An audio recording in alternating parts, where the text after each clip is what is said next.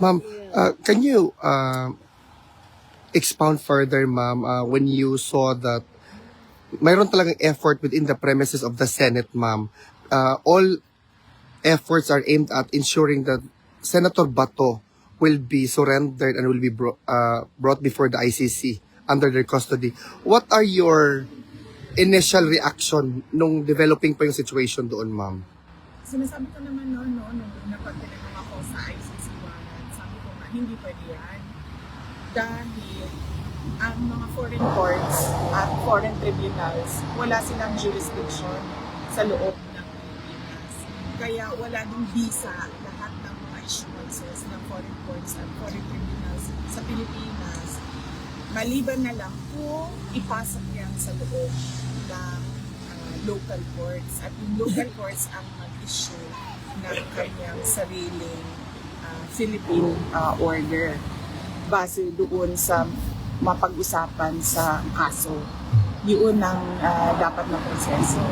Dahil kapag sinasabi mo na pwede yan sa isang Republic Act, masasagasaan niya yung rights ng isang accused na nasa Bill of Rights natin na protektado ng Constitution natin. Ibig sabihin, nag-violate yung rights ni Senator Bato de la Rosa. At nakita na natin noon.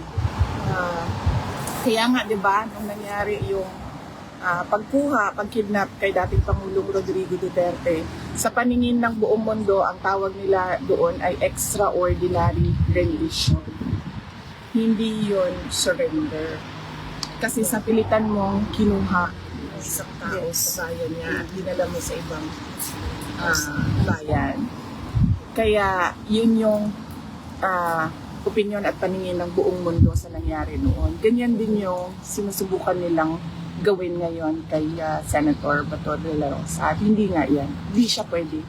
Dahil meron tayong constitution na sinusunod. Lahat naman sila nagsasabi, di ba? Na para tayo sa constitution. Pero kapag ang administrasyon na ang gumalaw, wala nang constitution, wala nang batas, puro na lang pang-aabuso, pananakot at dahas. VP, alam pa ni former president ang nangyari sa Pilipinas, ma'am? Apparently, nakita niya pala sa balita. Wala naman akong planong kanina nabanggitin sa kanya yung pangyayari sa Pilipinas. Pero lumabas sa news at nakita niya pala sa kanyang TV. Kaya pag upo niya, tinanong niya kaagad anong kaguluhan ng sa Senado. So sinabi ko sa kanila na yun nga, pinipilit ng administrasyon na kunin si Senator Bato de la Rosa.